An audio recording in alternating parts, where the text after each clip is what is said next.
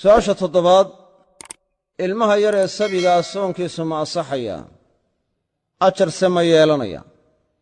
jawaabtu waxay tahay soonka ilmaha yari waa asaxayaa ajarna waa yeelanayaa waalidka markaa soomiyey laftiisana ajar buu isaguna ka helayaa soonka markaa waxa weye ilmaha yar la amrayaana waxaa looga jeedaa tadriib iyo tababar iyo tarbiya loo jeedaa in lagu barbaarinayo oo la doonayo soonkii inuu caadaysto oo uu taacadii iyo cibaadadii la qabsado la rabo ayaa markaa waxaweye la doonaya muruu awlaadakum asalaata lisabcin wadribuuhum calayha licashrin waata nebigu yidhi calayhi salaatu wasalaam ubadkeenna salaadda amra 7 jir markay yihiin 10 jir markay yihiinna ku garaaca nebigu yidhi calayhi salaatu wasalaam soonkuna waa la mid waxaanay ahaan jireen saxaabadii nebigu calayhi salaatu wasalaam qaar waxa weeye ubadkooda soomiyey ahaan jireen markaasaa markay soomiyaan ubad yaryar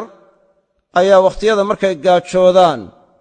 ayay waxay u keeni jireen waxay ku ciyaarsiiyaan si ay u ilowsiiyaan cuntadii markaasay deedna waxaa ku ciyaarsiin jireen ilaa laga gaadhayo wakhtiga afuraadda laga gaadhayo marka tan noocaasa haddii la sameeyo waalidkuna ajar buu ka helayaa ilmihiina tarbiye iyo tababar bay u noqonaysaa ajarna waa ka helayaa waxaa caana dadka qaarkood inay yidhaahdaan ubadku iyagu ajarka yeelan maayaan ee waalidadaa yeelanaya laakiin saxdu waxay tahay in iyaga laftoodu taacaday la yimaadaan ajarkooda inay helayaan waalidkana marka waxa weeye in markaa ajar uu ku helayo tarbiyada iyo barbaarinta iyo usababista inuu ku helayo waxaana laga qaadanayaa xadiiskii sheegaayey alihaada xajun qaala nacam walaki ajrun yacnii ilmo yaroo la sido